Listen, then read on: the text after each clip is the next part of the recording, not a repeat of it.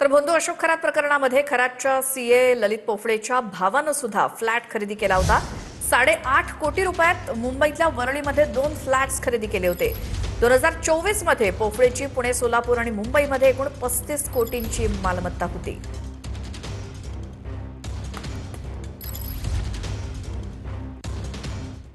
तर अशोक खरात प्रकरणामध्ये ईडीच्या हाती मोठं घबाड लागलंय। छापेमारीत ईडीला कोट्यवधी मालमत्तांचे पुरावे मिळालेले आहेत। कोट्यवधींच्या मालमत्तांचे पुरावे मिळाले असून पुण्यातील प्रकाश पोफळेच्या घरातनं 42 लाख रुपयांची रोख रक्कम सुद्धा जप्त केली आहे। प्रकाश पोफळे हे खरातचा सीए ललित पोफळेचे वडील आहेत। ईडीनं अशोक खरातची 2,50,00,000ची बँकेतली रक्कम देखील गोठवली आहे। बंधू अशोक खरात प्रकरणात काल ईडीनं नाशिक आणि पुण्यासह शिर्डीत छापेमारी केली। ईडीकडनं नाशिकमध्ये 5 ठिकाणी तर शिर्डी आणि पुण्यासह एकूण 11 ठिकाणी सर्च ऑपरेशन करण्यात आलं। यावेळी ईडीकडनं भोंदू अशोक खरातच्या प्रॉपर्टीची चौकशी करण्यात आली। खरातच्या ईशान्येश्वर मंदिर, नाशिक कार्यालय आणि शहरातील वेगवेगळ्या ठिकाणी असलेल्या जमिनीची ईडीच्या अधिकाऱ्यांनी पाहणी केल्याची माहिती सूत्रांनी दिली आहे। एसआयटी अधिकाऱ्यांसोबत ईडी पथकानं संयुक्त कारवाई केली आहे। यावेळी ईडीच्या हाती मोठं घबाड लागलंय। ईडीला अशोक खरातच्या कोट्यवधींच्या मालमत्तांचे पुरावे मिळालेत। ईडीनं खरातची बँकेतील 2,50,00,000ची रक्कम गोठवली आहे। ईडीकडनं एक मर्सिडीज बेंझ आणि क्रेटा गाडीही जप्त। 42 लाखांची रोकडही ईडीकडनं जप्त करण्यात आली आहे। प्रकाश पोफळेच्या पुण्यातील घरातनं रोकड जप्त केली गेली। प्रकाश पोफळे हे खरातचे सीए ललित पोफळेचे वडील। खरातच्या सीएची मुंबईत घरं, 8,50,00,000चे 2 फ्लॅट्स। वरळीमध्ये सीए ललित पोफळेनं फ्लॅट्स खरेदी केले। ललित सोबत त्याचा भाऊ हर्षद पोफळेचे मुंबईत फ्लॅट्स। 8,50,00,000 2 फ्लॅट्सची खरेदी। 2024 मध्ये मुंबई, पुण्यासह सोलापुरात 35 कोटींची मालमत्ता खरेदी।